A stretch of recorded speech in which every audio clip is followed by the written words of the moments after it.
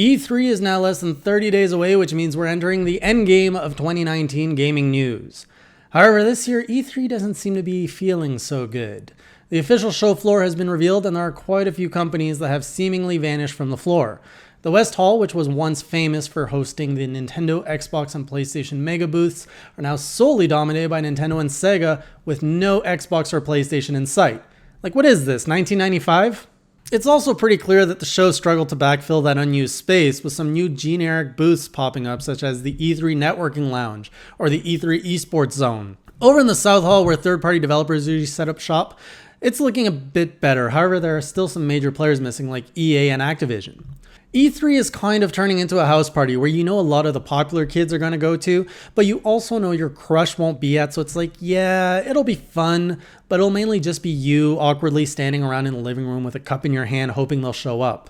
And the worst part is, you know, at the end of the night, you're still going to go home alone.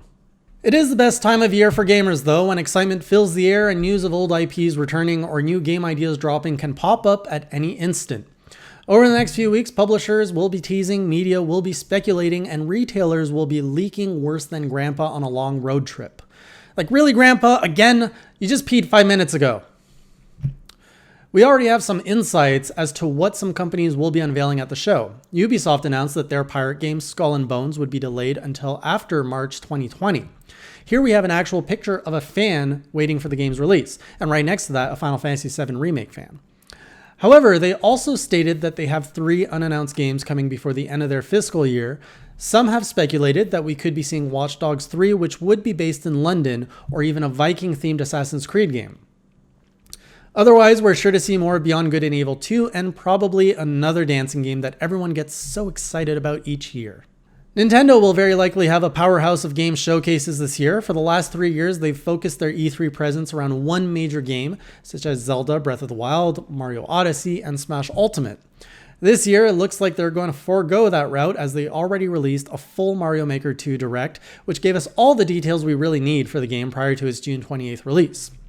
Now, in terms of speculations around Nintendo's lineup, we're expecting more news on already announced games such as Pokemon Sword and Shield, Link's Awakening Remake, Animal Crossing, Astral Chain, Bayonetta 3, more Smash DLC, and Luigi's Mansion 3, just to name a few. And it wouldn't be Nintendo without a surprise or two, so there will probably be some major OMG announcement that will result in a flood of reaction videos of grown adults screaming up and down like Ant-Man crawled up their ass with a slapped on the thumbnail. No, I'm not bitter at all that I am incapable of such outwardly emotional expression to garner easy views.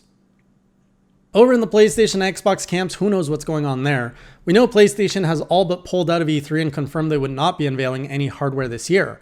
However, where PlayStation pulls out, Xbox goes all in. This year, they have plenty of room to steal the show with either some new hardware releases or perhaps some more information on their streaming service. In terms of their game lineup, we know for sure we'll see more of Gears 5, Halo Infinite, Ori and the Will of the Wisps, and probably some new Forza. Last year, we saw them collect game studios faster than Thanos collecting Infinity Stones, so it's quite possible we'll see some new game announcements from those deals. And speaking of PlayStation and Xbox, last week, a surprising joint press release was issued by both Sony and Microsoft, indicating the companies were collaborating together to develop more advanced cloud-based gaming tech. This is likely a response to Google entering the gaming ecosystem with Stadia, but we really won't know for sure until more information is released. It is odd to see the two console makers working together, but hey, as a Dragon Ball Z fan, this really helps me play out my DBZ gaming fantasy scenario where PlayStation and Xbox team up like Goku and Vegeta against Frieza, who I'm now associating with Google Stadia, by the way. And if we really want to push that analogy, Nintendo is future Trunks. Like, let's be real here.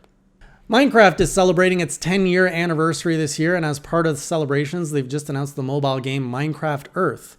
It looks like it's taking Minecraft and letting you build things in the real world through augmented reality, similar to Pokemon Go. So instead of throwing balls at wild Pokemon in the real world, you can now drop some Minecraft blocks around real world structures and build whatever you want, such as a massive dick on your neighbor's property. And hey, there's nothing they can do to remove it. Now, there's one thing I love about this year's gaming news, it's the Epic Games Store. I'm genuinely fascinated by the moves Epic Games is making in shaking up the PC digital game store market and how they're punching up at Steam. Most of the time, however, their efforts turn out to be blunders. Not surprising given that they're new to this market and they're tackling a titan with over 15 years of experience. So this past week, Epic tried their hand at their first sale, and for consumers, it was a pretty good deal. But they did piss off some publishers in the process. As part of the sale, Epic offered a $10 discount on any game of your choice if you spent more than $14.99 during the sale. This $10 discount could even be applied to a game that wasn't out yet, such as Bloodlines 2. The discount came from Epic's own profits, so the developer doesn't actually lose money, but what this causes is a situation where buying a game like Bloodlines 2 on Epic is cheaper than anywhere else, essentially giving an incentive for players to buy the game there. It's a pretty smart move on Epic Games' part. The problem, however, is they didn't communicate any of these details with the publishers prior to the sale, which left some publishers feeling used as part of the ongoing Steam and Epic Game Store wars. Some publishers have pulled their game from the store entirely in response to this. Now, it wasn't all great news for consumers either, as the store was plagued with some technical issues. Players who tried to buy 5 games or more have been reporting that their accounts were locked in an apparent attempt to prevent fraud. Remember that the Epic Store doesn't have a shopping cart yet, which means that you have to individually purchase each game one at a time, which is what likely caused the issue. But hey, if your biggest issue is that people are buying too many games on your store, that doesn't sound like the worst problem to have. In other Epic Game news, if you download the free launcher right now, you can score yourself a free copy of Stories Untold, and in a few more days, a free copy of Rime, which honestly is a really beautiful game and you should play it. And if you're a fan of John Wick, you can jump into Fortnite this weekend to play a special John Wick game mode and score some John Wick cosmetic items. Luckily, none of which include a dead dog. Sega was busy this week dropping news of 10 more games coming to its Sega Genesis Mini later this year. The biggest title in the announcement is easily Mega Man The Wily Wars, which is a remastered compilation of Mega Man 1 through 3, which was only available in North America through the Sega Channel Online service. In other words, most people living in North America haven't played this. Other notable classics that were announced were Golden Axe, Phantasy Star 4, Ghouls and Ghosts, Sonic's Pinball, Vector Man, and seriously, just go check out the full list on the site. This is a crazy good collection of games, and there's still 10 more titles to be announced. All I can say is we better get Rocket Knight or we riot. At least I'll riot. I don't know if you guys are with me or not on that. And finally, in stranger news, Geodude is now the official Pokemon ambassador for the Iwate Prefecture in Japan. But the real strange news here is, what's up with those legs? I get that they needed a mascot with legs to have a person inside it, but then why not pick a Pokemon that doesn't float? You know, like Graveler or Golem.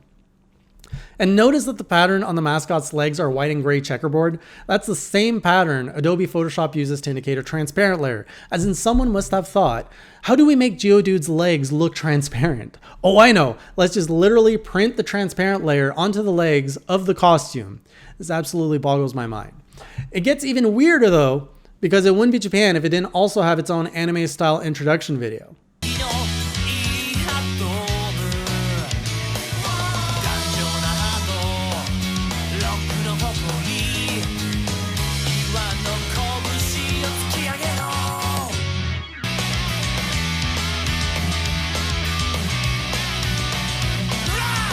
Now, I swear to you, that's real. I'm a one-man show here. There's no way I can fake shit like that. Anyways, that's all the news I have for you this week. I'll see you next week, and until then, keep it classy.